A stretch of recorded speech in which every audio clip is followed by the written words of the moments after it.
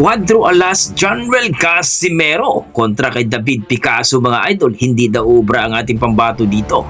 Kakainin lang daw buhay ang ating nag-iisang angas ng Pinas. Pag-usapan natin yan mga idol. Pedro Tadoran, dadayuhin ng isang Oscar Collazo mga idol. Kumbaga makipag-unify ng ating pambato dito sa minimum weight mga idol, 105. Pag-usapan natin yan mga idol. So unahin muna natin itong si Pedro Tadoran mga idol. Bit-bit niya ngayon ang isang belt mga idol dito sa IBF. 105 pounds mga idol. Grabe. Dadayo ang ating pambato mga idol dito kay Oscar Collazo, ang isang Puerto Rican mga idol. Alaga ito ng Miguel Cotto Promotion at ni Golden Boy de la Hoya mga idol. Kumbaga, hindi ito basta-bastang boksingero. Pinatunayan dito mga idol nung lumaban o nakipag-unified siya dito kay Melvin Jerusalem nung hawak pa niya ang WBO mga idol. Ito si Melvin Jerusalem. Pero ngayon, hawak na ni Oscar Collazo ang WBE at WBO. So hawak naman ni Jerusalem ang WBC. Hawak naman ni Pedro Tadoran ang IBF. So susubukan ng ating pambato na si Pedro Tadoran na agawin ang dalawang titulo ni Oscar Collazo, pero hindi ito basta-basta mga idol. Unang-una, alaga ito ng Golden Promotion at ni Miguel Cotto Promotion. At hindi basta-basta ito dahil pinatunayan niya na tinalo ang ating alaga o ating pambato na si Melvin Jerusalem. Pero kung titingnan natin ang kartada o ang mga laro ni Pedro Tadoran, matibay mga idol. Ika nga mga idol, ang panalo daw ni Pedro Tadoran dito ay isa lang daw. Ano nga ba? Ang matikio si Oscar Collazo. Direct to the point tayo mga idol, hindi tayo kung baga patumpik-tumpik. Alaga ito at dadayo itong si Pedro Tadoran. Kaya TKO ang aabutin ni Oscar Collazo para manalo ang ating pambato. Kung maalala niyo mga idol, bakit natin sinasabing delikado itong si Oscar Collazo? Baka matulad din ito sa Hapon, no? Sa si Jinjiro Shigeoka mga idol na until now ay nakuma pa mga idol.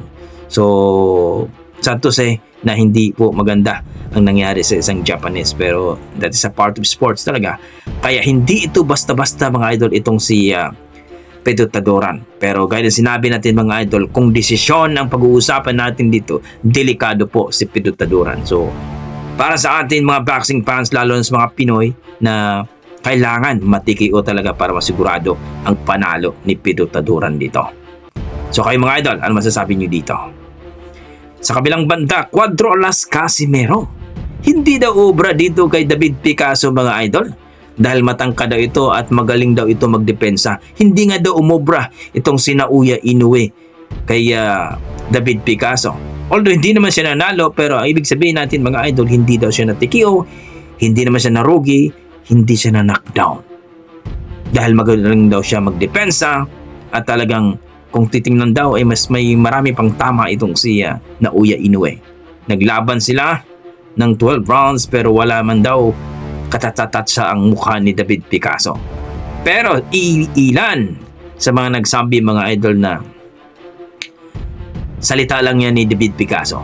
Pero ayon sa ating mga boxing fans mga idol, kung lalabanan itong si Cuadro Alas Casimero ni David Picasso, talagang perfect match daw ito. Dahil si David Picasso ay hindi takbuhin. Kung baga, yung laban niya kay Naoya Inoue at yung galawan niya dito kay Naoya Inoue at mapunta dito kay Cuadro Alas Casimero, ayon sa ating mga boxing fans, sigurado gagapang daw itong si David Picasso. Hindi pareho ang lakas ni Naoya Inoue at ni Casimero. Ika nga mga idol, si Cuadro Alas Casimero, pag sinabi niya, pag tumayo ka at hindi ka tatakbo sa harapan ko, kung baga nakatayo ka lang sa harapan ko, nakipagsabayan ka sa akin, nakipag-bell to bell ka sa akin, sigurado ka talaga, gagapang ka. Pinatunayan ni Cuadro Alas yan mula kay Sanchez at ngayon naman, no? Dito sa isang Hapon na si Tom.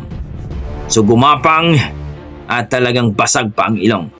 So walang duda mga idol, Kung makipagsabayan na itong si David Picasso ni Casimero, sigurado talaga may kalalagyan itong Meksikano na ito. So kayo mga idol, ang masasabi nyo dito? Kakayanin kaya ni Casimero itong si David Picasso? O gagapang lang itong si David Picasso? Please comment down below mga idol para ating pag-usapan. Maraming salamat. Ingat po kayo lagi.